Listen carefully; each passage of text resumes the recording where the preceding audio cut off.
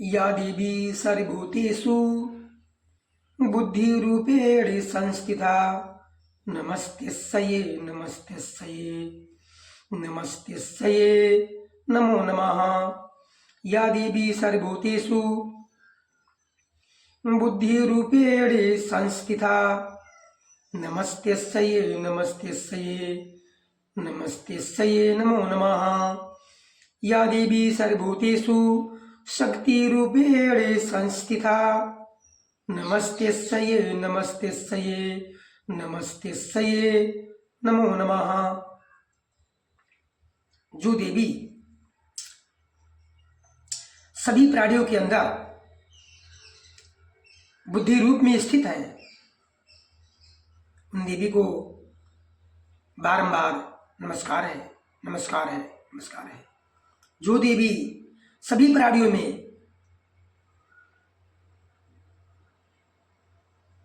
शक्ति रूप में, जो देवी सभी प्राणियों में शक्ति रूप में स्थित है, उन देवी को बारंबार नमस्कार है। जो देवी सभी प्राणियों में, जो देवी सभी प्राणियों में बुद्धि रूप में स्थित है, उन देवी को बारंबार नमस्कार है, नमस्कार है, नमस्कार है। दुर्गा सप्तशती के प्रथम अध्याय में महाराजा सुरथ ने महर्षि मेधा से क्या पूछते हैं?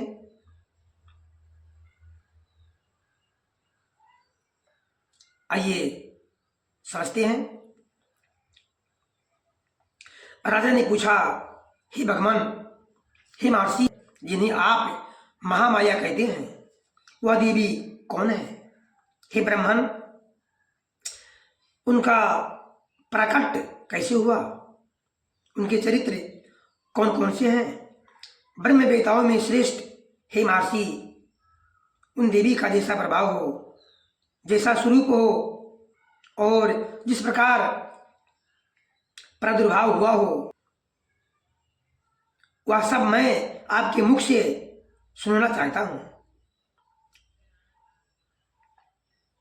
ऋषि बोले, हे राजन, वास्तव में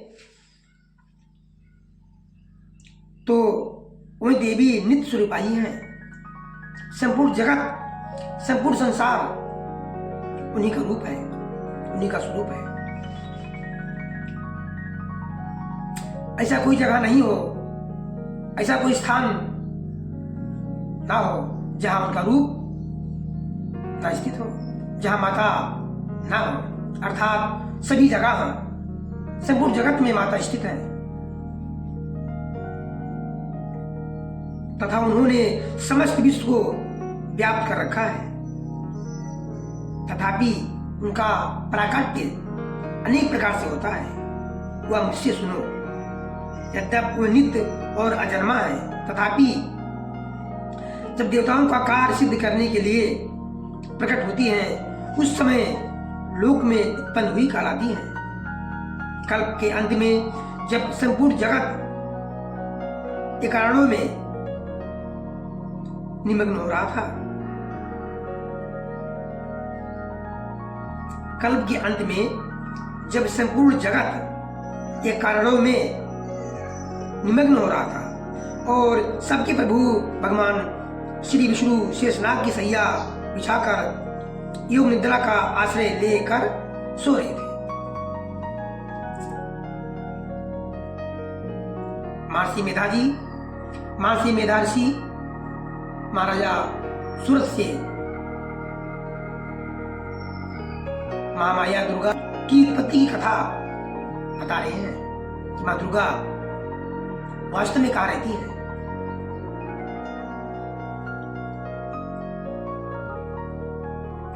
उस समय उनके कानों के मेल से दो भयंकर असुर उत्पन्न हुए, जिनका नाम था मधु और कैटभ। वे दोनों ब्रह्मा जी को मारने के लिए तैयार हो गए। भगवान विष्णु के नाभि कमल में विराजमान प्रजापति श्री ब्रह्मा जी ने जब उन दोनों भयानक असुरों को अपने पास आया और भगवान को सोया हुआ देखा, तब एकाग्रचित होकर उन्होंने भगवान विष्णु को जगाने के लिए उनके निद्रों में निवास करने वाली योग निद्रा का स्तवन किया, स्तुति की, प्रार्थना की। जो इस विश्व की अधीश्वरी, जगत को धारण करने वाली, संसार का पालन और संहार करने वाली तथा तेज स्वरूप भगवान विष्णु की अनुपम शक्ति है, उन्हीं भगवती निद्रा देवी की भगवान ब्रह्मा स्तुति करने लगे। ब्रह्मा जी ने कहा, हे देवी, तुम ही स्वाहा हो, तुम ही स्वधा हो, तुम ही वसत्कार हो, स्वर भी तुम्हारा ही स्वरूप है, तुम ही जीवनदायिनी सुधा हो। नित्य अक्षर प्रणव में अकार, उकार, मकार इन 3 मात्राओं के रूप में तुम ही स्थित हो तथा इन 3 मात्राओं के अतिरिक्त जो बिंदु पथ नित्य अर्धमात्रा है, जिसका विशेष रूप से उच्चारण नहीं किया जा सकता, वह भी तुम ही हो। हे देवी, तुम ही संध्या, सावित्री तथा परम जननी हो। हे देवी, तुम ही इस विश्व ब्रह्मांड को धारण करती हो, तुम ही से ही इस जगत की सृष्टि होती है और तुम ही से इसका पालन होता है और सदा तुम ही कल्प के अंत में सबको अपना ग्रास बना लेती हो। माता शक्ति, पराशक्ति दुर्गा देवी हम सभी के अंदर स्थित है, बुद्धि के रूप में, शक्ति के रूप में, दया के रूप में, सुधा के रूप में, क्रोध के रूप में, शांति के रूप में, ममता के रूप में, बशर्ते सुमत कुमत सबके उर राही। कुमत खोटी बुद्धि, बुरी बुद्धि, सुमत सद्बुद्धि, अच्छी बुद्धि सबके अंदर होती है। सुबुद्धि और खोटी बुद्धि ये भी माता का ही रूप है। जिसकी आप इच्छा करेंगे, चाहत करेंगे, वही बुद्धि आपके अंदर निवास करेगी। और श्री रामनवमी की, दुर्गाष्टमी की, चैत्र रामनवमी, दुर्गाष्टमी की आप सभी को मंगल कामना एवं मंगल बधाई। माता रानी आप सभी को अपना सेवक पुत्र मानते हुए रक्षा करें, अपनी कृपा दृष्टि हमेशा बनाए रखें, ये माता से प्रार्थना है।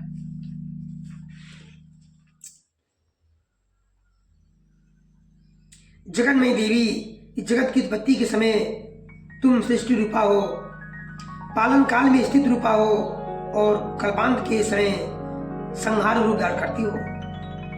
तुम ही महाविद्या, महामाया, महामेधा, महास्मृति, महामोहरूपा, महादेवी और महासुरी हो। इस प्रकार ब्रह्मा जी भगवान विष्णु को जगाने के लिए उनके नेत्र में निवास करने वाली योग निद्रा की स्तुति कर रहे हैं।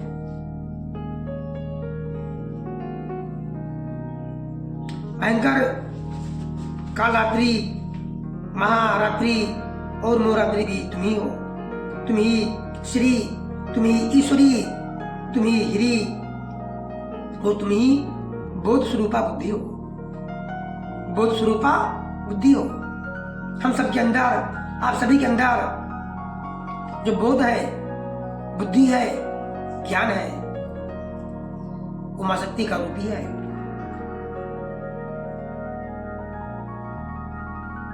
लज्जा, पुष्टि, तुष्टि, शांति और क्षमा भी तुम ही हो। तुम खड्गधारी, शूलधारी, घोर रूपा तथा गदा, चक्र, शंख और धनुष धारण करने वाली हो।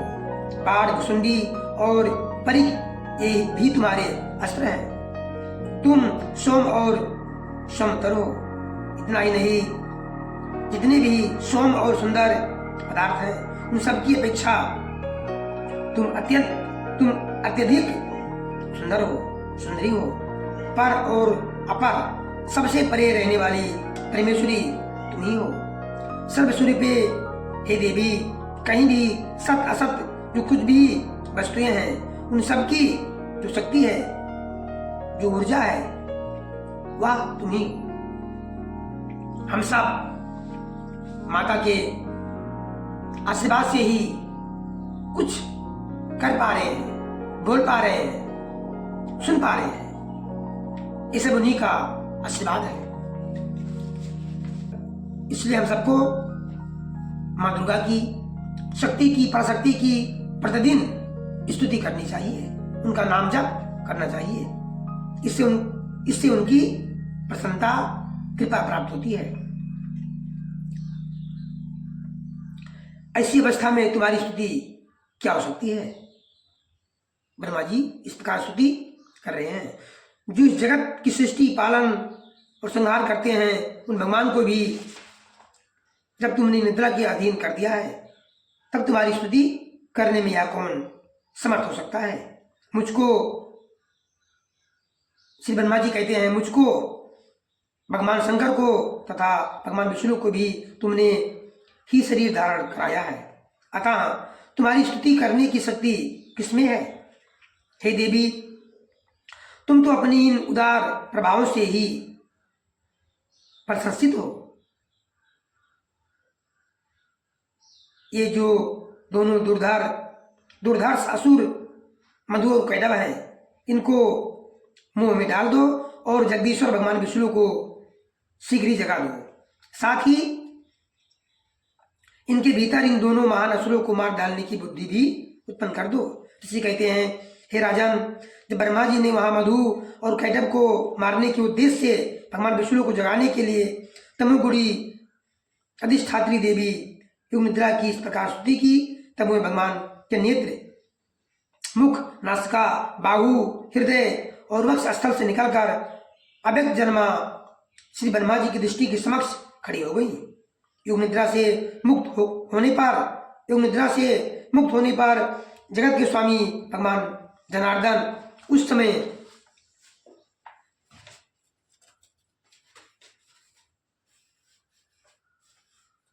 जल में शेषनाग की सैया से जाग उठे। फिर उन्होंने इन दोनों असुरों को देखा। वे दुरात्मा मधु और कैटभ अत्यंत बलवान तथा पराक्रमी थे और क्रोध से लाल आंखें किए ब्रह्मा जी को खा जाने के लिए उद्योग कर रहे थे, आतुर थे। तब भगवान श्री हरि ने उठकर उन दोनों के साथ 5000 वर्षों तक केवल बाहुयुद्ध किया। 5000 वर्षों तक केवल बाहुयुद्ध किया। वे दोनों भी अत्यंत बलवान थे और बल के कारण उन्मत्त हो रहे थे। इधर महामाया ने भी उन्हें मोह में डाल रखा था। इसलिए वे भगवान विष्णु से कहने लगे, हम तुम्हारी वीरता से अति प्रसन्न हैं, संतुष्ट हैं। तुम हम लोगों से कोई वर मांगो।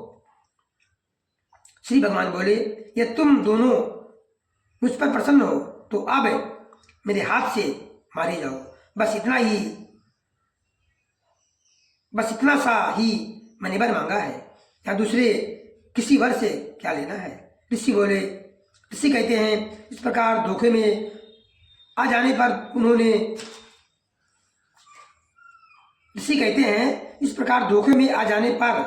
जब उन्होंने संपूर्ण जगत में जल ही जल देखा, तब कमल नयन भगवान से कहा, जहां पृथ्वी जल में डूबी ना हो, जहां सूखा स्थान हो वहीं हमारा वध कर दो। ऋषि कहते हैं तब भगवान विष्णु ने तथास्तु कहकर शंख चक्र और गदा धारण करने वाले भगवान ने उन दोनों के मस्तक अपनी जांग पर रखकर चक्र से काट डाले। इस प्रकार ये देवी महामाया ब्रह्मा जी की स्तुति करने पर स्वयं प्रकट हुई थी। इस प्रकार पराशक्ति माँ दुर्गा ब्रह्मा जी के स्तमन करने पर भगवान विष्णु के प्रत्येक अंगों से निकलकर प्रकट हुई थी। और ये माता हम सभी के अंदर निवास कर रही है, बशर्ते सच्चे प्रेम से, सच्चे भक्ति से, सच्चे मन से हम उन्हें याद करें, उनका आह्वान करें, तभी हम सभी के अपने अंतर मन में उनका दर्शन प्राप्त होगा। जब हम सबके अंदर सद्बुद्धि है तो साक्षात माँ दुर्गा आपके अंदर सद्बुद्धि के रूप में, बुद्धि के रूप में स्थित है और उन्हीं के अनुसार आप कार्य कर रहे हैं। उन्हीं की प्रेरणा से, उन्हीं की शक्ति से आपका काम हो रहा है, सहयोग हो रहा है।